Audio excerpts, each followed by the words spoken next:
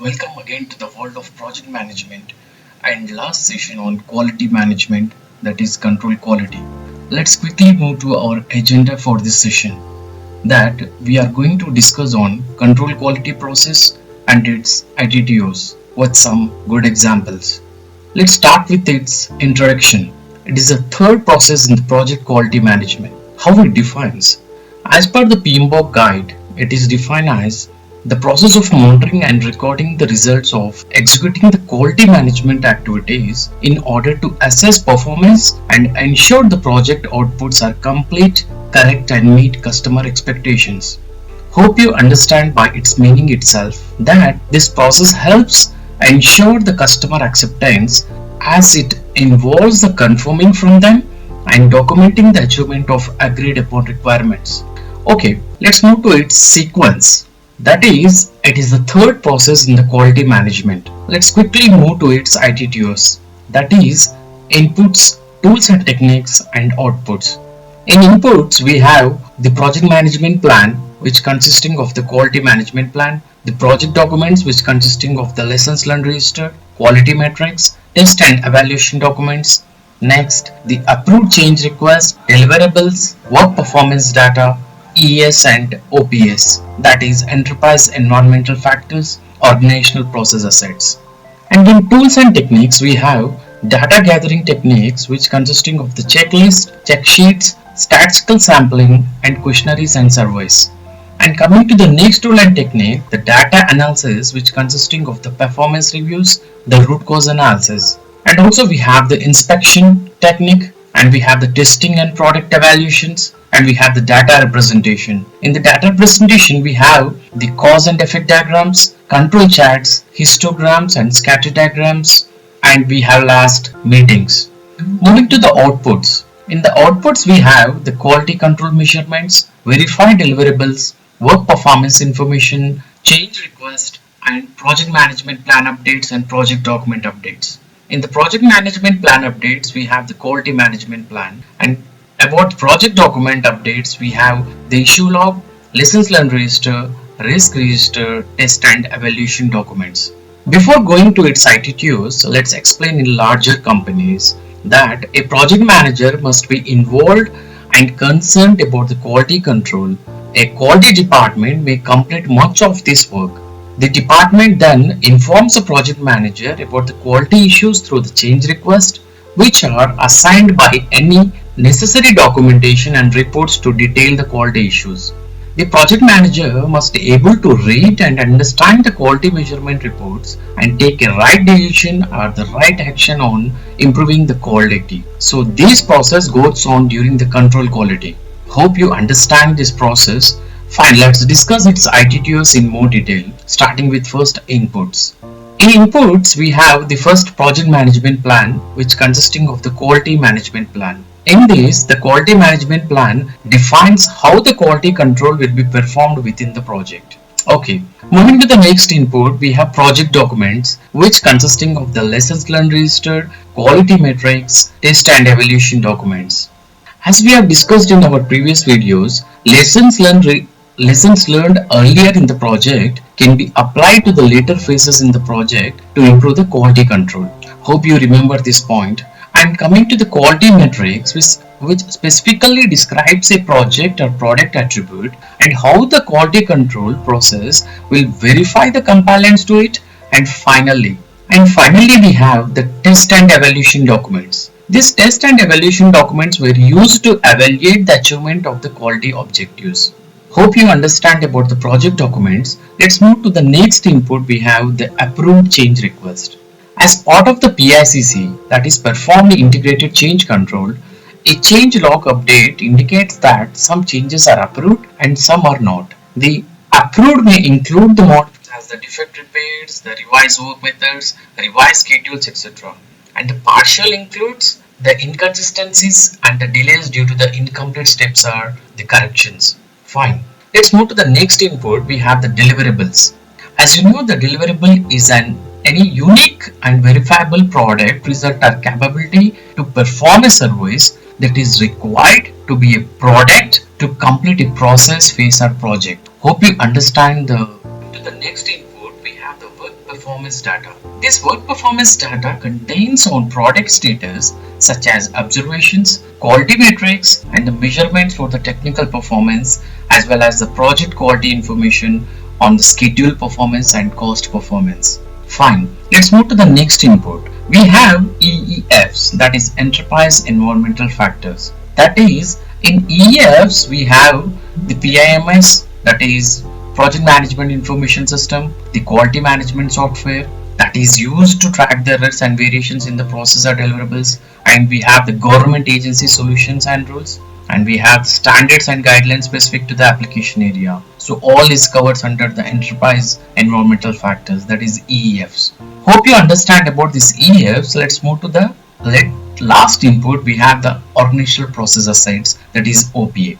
In OPA we have the quality standard and policies, templates. We have the templates such as a checklist, check sheets, etc. And also we have the issue and defect reporting procedures and the communication policies. Fine. Hope you understood all the inputs of this control quality process. Let's move to its tools and techniques.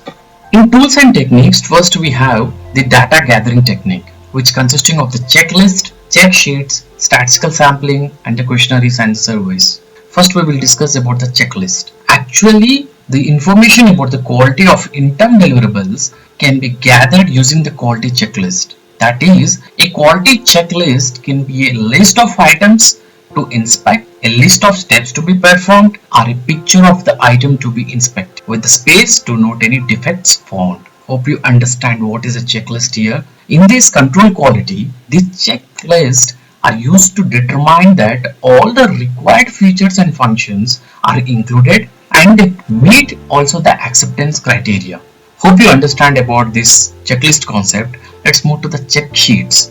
A check sheet is a type of checklist only that can be used to track of the data such as the quality problems uncovered during the inspections, and also as well as to document how often a particular defect occurs. Refer to the list with an example of the checklist and check sheets. Hope you understand now. Let's move to the next gathering technique, that is we have statistical sampling. Statistical sampling involves choosing part of a population of interest for inspection. That means, for example, selecting 10 engineering drawings at random from a list of 75. That is statistical kind of thing. The sample is taken to measure the controls and verify the quality. Keep a note that the sample size and the frequency of the measurement determined as part of the planned quality management process, and the actual sampling is done in the control quality. Hope you understood this statistical sampling. Let's move to the next gathering technique, that is questionnaires and surveys. In these surveys that may be used to gather the data about the customer satisfaction after the deployment of the product or services and overall. Coming to the questionnaires. These questionnaires and also the surveys may be used in control quality to gather the data on details of the problems or defects, or to confirm the customers or end users whether they are satisfied with these deliverables that have been deployed on the project. Hope you now understood all the gathering techniques of the control quality. Let's move to the next technique. We have the data analysis, and which consisting of the performance reviews and the root cause analysis. In the performance reviews, that is, the project manager or the quality department may conduct periodic performance reviews. That is to formally assess how the project is doing in terms of following the quality management plan and also meeting the quality requirements. Hope you understand this performance concept. Moving to the root cause analysis. It's mainly used to identify the cause of the quality problems. That is, it includes the defects to determine how they can be set right in the position. Okay, fine. Hope you understood about the data analysis technique. Let's move to the next tool, that is inspection.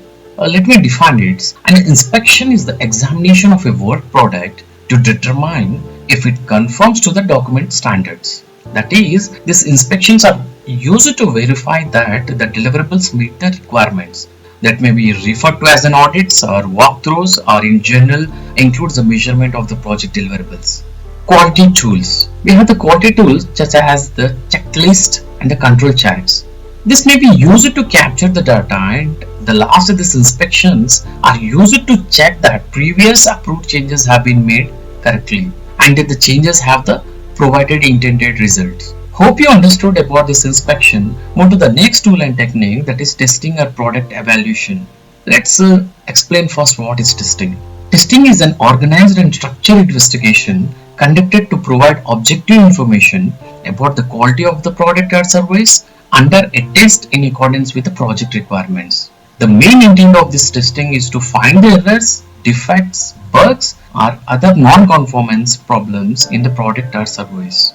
Fine, let's move to the next technique. We have the data representation technique, which includes the cause and effect diagrams and control charts, histograms, and scatter diagrams. First, we will discuss on cause and effect diagrams. Let's take a scenario where it is better to fix a defect or to get to the root cause of the defect. This question will be solved by this cause and effect diagrams. In control quality, this tool can be used to look backward at what may be contributed to the quality problems on the project, and also to analyze the impact of the defects on the quality and acceptability of a deliverable. Hope you understood about the cause and effect diagrams. Let's discuss first on histograms and we'll move to the control charts. Histograms. As you know, the histograms shows the data into the form of bars and columns. A typical histogram presents the data in no particular order and without reference to the time. The result of measurement taken in this process, the control quality are displayed upon a histogram to determine the problems that need the most immediate attention or that are most likely to prevent the project from achieving its the quality requirements. Hope you understood, and also we have the slides where the cause and effect diagrams and the histograms are represented clearly. Just scroll to the slides. Okay, let's move to the next data representation technique, that is control charts. These control charts are used in control quality to help determine if the results of a process are within the acceptable limits. It has the parameters such as the mean, specification limits, and the upper and the lower control limits, and also we have the rules of 7 and the assignable cause or special cost variations. Let me define in the other way. A control chart can also be used to represent and monitor the data on the project performance, such as cost and schedule variances. Let's refer to the slide. In this process, the samples are taken and plotted on the chart. Here it shows whether the samples are within the acceptable limits, and if the data not fall within the acceptable range, the results are considered to be the out of control, which indicates the problems that need to be handled. Let me explain about this rules of 7 also here. The 7 consecutive data points on one side of the mean indicates that the process is no longer producing random variation, and it may be considered out of control even if the individual points are within the control limits. Apart from this rules of 7, we have the Pareto charts also. Let's focus on this topic. A Pareto diagram at the Pareto chart is a commonly used type of histogram that arranges the result from most frequent to least frequent to help identify which root causes are resulting in the most problems.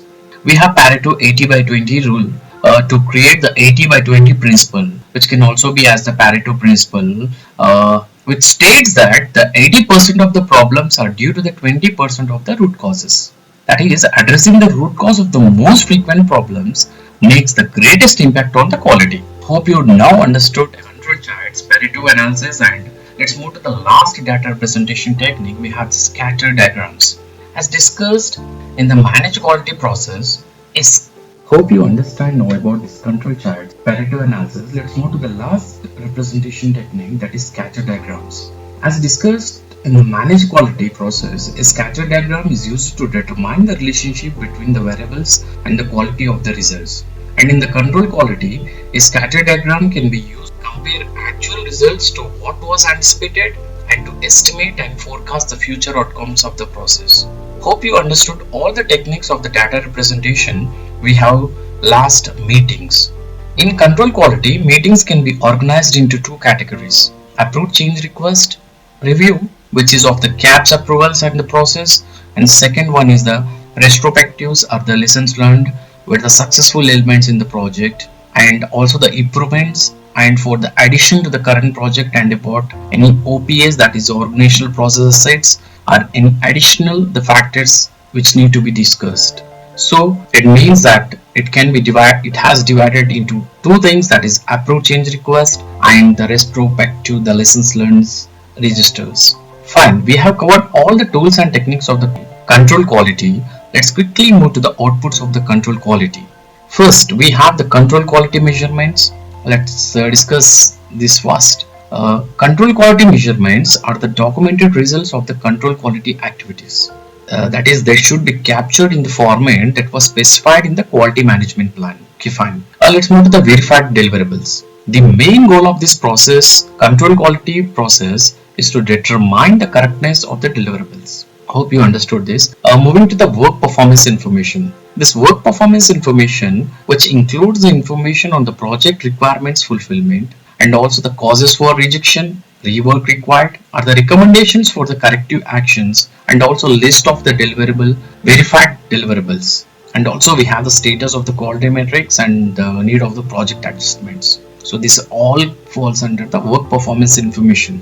And coming to the change request. As explained earlier, for any changes in the process should go in the PICC, that is performed integrated change control process, for all the approving the changes and the other things.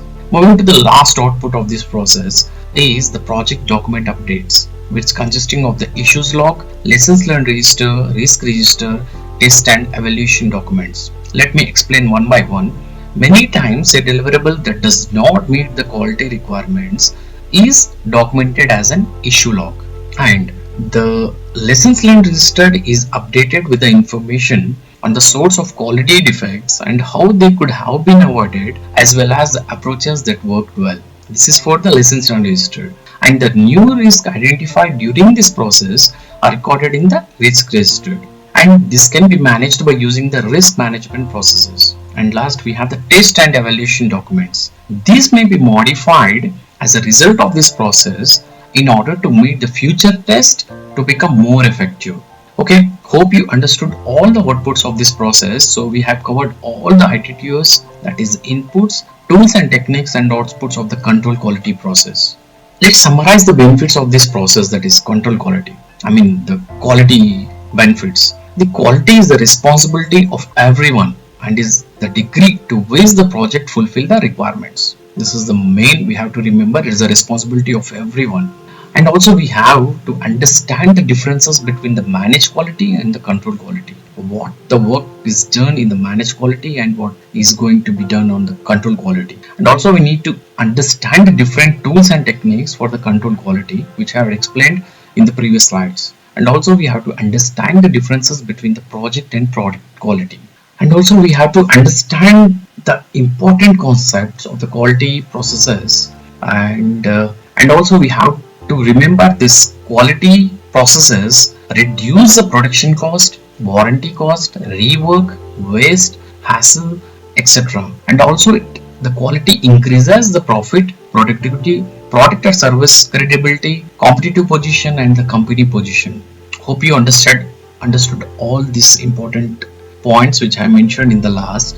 And this completes the session, and in the next video I'm going to discuss on the new knowledge area, that is project resource management.